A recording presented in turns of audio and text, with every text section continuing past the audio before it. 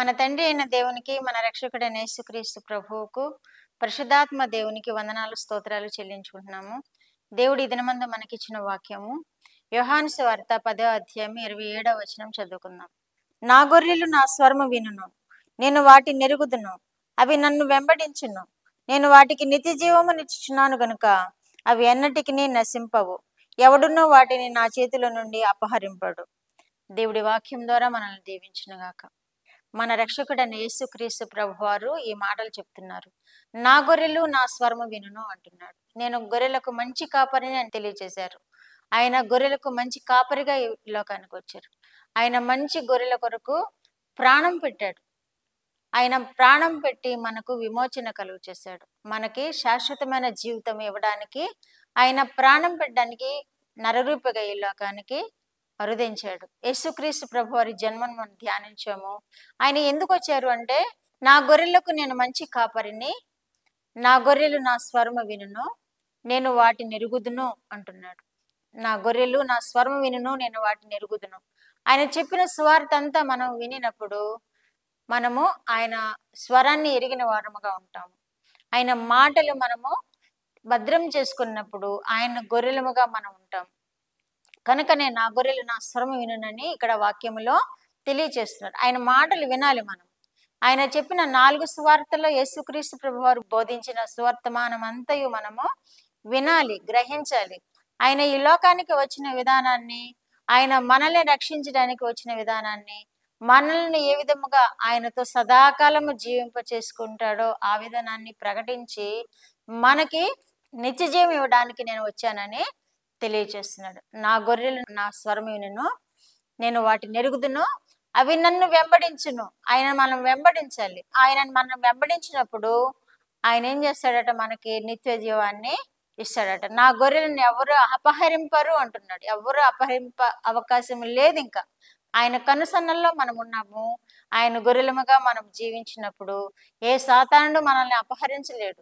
ఎవరిని మృంగుదునా అని గర్జించమవ్వాలి ఎదురాడుతున్న దురాత్మకు మనల్ని చిక్కకుండా దేవుడు మనల్ని కాపాడుతాడు. నా గొర్రెలు నా స్వరము వింటాయి అంటున్నాడు.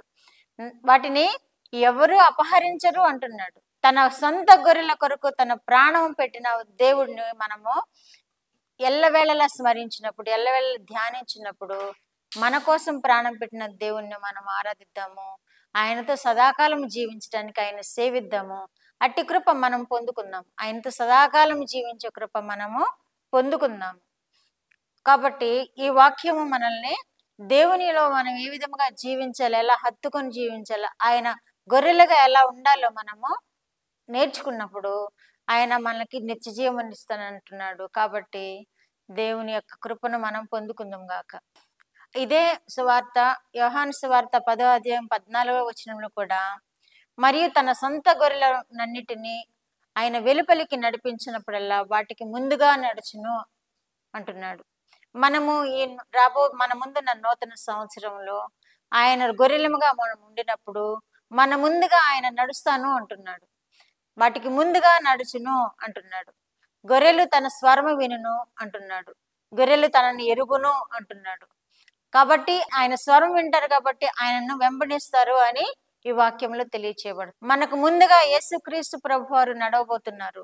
నూతన సంవత్సరం ఆరంభం నుండి నూతన సంవత్సరాంతం వరకు దేవుడు మనకి ముందుగా నడవబోతున్నాడు.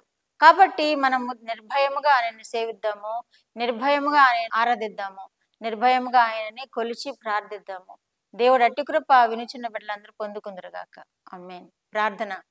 మా దేవా, మా ప్రియ పరలోక ప్రభువా, మీ పరిశుద్ధ పాదములకు వందనాలు, స్తోత్రాలు. మా రక్షకుడు అయిన యేసుక్రీస్తు దేవా, మీకు వందనాలు, స్తోత్రాలు. పరిశుద్ధాత్మ దేవా, మీకు స్తోత్రాలు ప్రభువా.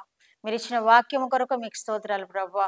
వినుచున్న బిడ్డలందరూ ప్రభువా, మీ స్వరము విని మీ దొడ్డిలో నివసిస్తూ ప్రభువా సదాకాలము మీ కృపలో వర్ధిల్లునట్లుగా కృప చూపండి ప్రభువా.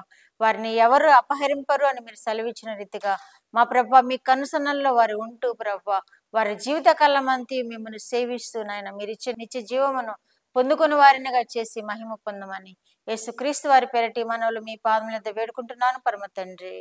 ఆమేన్.